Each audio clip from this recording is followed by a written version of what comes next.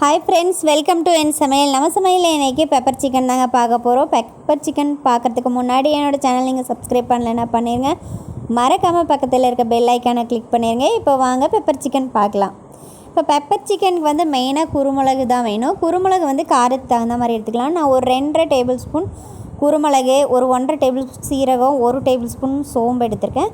இது லைட்டாக சூடு பண்ணிவிட்டு நல்லா பவுடராக அரைக்க போகிறோம். நம்ம அப்படியே கூட அரைக்கலாம், இருந்தாலும் நல்லா சைனிங் பவுடராக வந்து வராது. கொஞ்சம் சூடு பண்ணதுக்கப்புறம் நம்ம அரைச்சோன்னா நல்லா பவுடராக வரும். இப்போ தாளிப்புக்கு வந்து நான் நல்லெண்ணெய் எடுத்திருக்கேன். நல்லெண்ணெய் கொஞ்சம் ஜாஸ்தியாக சேர்த்துக்கிட்டோம்னா அந்த சிக்கனோட அந்த மசாலா பிடிக்கிறதுக்கு ரொம்ப நல்லா ஹெல்ப் பண்ணும். அதனால் தாளிப்புக்கு வந்து நான் ஒரு 3 கிராம்பு, ஒரு துண்டு பட்டை போட்டுக்கிறேன். காஞ்ச மிளகாய் வந்து கட் பண்ணாமே நம்ம போட்டுக்கலாம். இந்த ஃப்ளேவருக்கு வந்து ரொம்ப நல்லா மணமாக இருக்கும். அதுக்கப்புறம் நான் 2 பெரிய வெங்காயம் பெருசாக கொஞ்சம் குட்டி குட்டியாக பொடுசாக கட் பண்ணி வச்சுருக்கேன். அதுவும் சேர்த்து நல்லா கலந்து விட்டுக்கலாம். நம்ம வந்து இந்த மசாலா கொஞ்சம் கிரேவியாக வேணும் அப்படின்னு நினைக்கிறவங்க நம்ம வந்து கொஞ்சம் வெங்காயத்தை வதக்கி பேஸ்ட்டாக அரைச்சி கூட சேர்த்துக்கலாம். இப்போ இந்த ஸ்டேஜில் நான் காரத்துக்கு ஒரு 3 பச்சை மிளகா, கொஞ்சம் கருவேப்பிலை சேர்த்து நல்லா கலந்து விட்டுக்க போகிறேன். அதுக்கப்புறம் இஞ்சி பூண்டு பேஸ்ட்டு வந்து ஒரு 2.5 டேபிள் ஸ்பூன் நான் இது கூட சேர்த்துக்க போகிறேன். இஞ்சி பூண்டு பேஸ்ட்டு சேர்த்ததுக்கப்புறம் நல்லா கலந்துக்கலாம். இது வந்து ரொம்ப குயிக்காக செய்யக்கூடிய ஒரு சிக்கன் தான். நம்ம டக்குன்னு ரெடி பண்ணிடலாம். அதுக்கப்புறம் நம்ம குருமிளகு அரைச்ச அந்த பவுடரும் வந்து நம்ம இந்த மசாலாவில் சேர்த்துக்கலாம். மசாலாவில் சேர்த்துட்டு கொஞ்சம் மஞ்சத்தூள், கொஞ்சம் உப்பு சேர்த்து நல்லா கலந்து விட்டுக்கலாம்.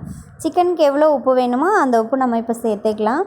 அப்போ சீக்கிரமாகவே நல்லா வதங்கிற உப்பு போட்ட உடனே உப்பு போட்டதுக்கப்புறம் நம்ம சிக்கன் சேர்த்துடலாம்.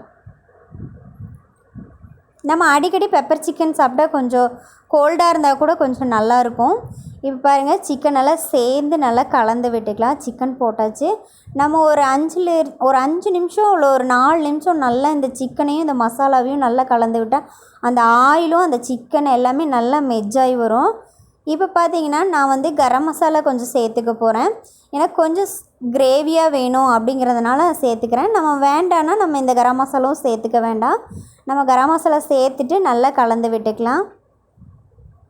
பாருங்கள், பார்க்கும்போதே சிக்கன் சூப்பராக இருக்குது.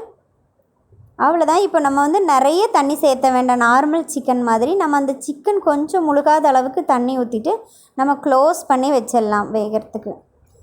அவ்வளோதாங்க. இப்போ பார்த்திங்கன்னா சிக்கன் வெந்துருச்சு. இப்போ பாருங்கள், சூப்பராக பெப்பர் சிக்கன் ரெடி ஆயிடுச்சு. அவ்வளோதாங்க. நம்ம மல்லித்தலை தூவி இனி வந்து சர்வ் பண்ணலாம். சூப்பரான ஈஸியான ஒரு பெப்பர் சிக்கன் நீங்களும் வீட்டில் ட்ரை பண்ணி பாருங்கள். ட்ரை பண்ணி பார்த்துட்டு எப்படி வந்திருக்குங்கிற கமெண்ட் பாக்ஸில் கமெண்ட் பண்ணுங்கள். நெக்ஸ்ட் ஒரு சூப்பர் வீடியோவில் நான் உங்களை மீட் பண்ணுறேன். பாய்.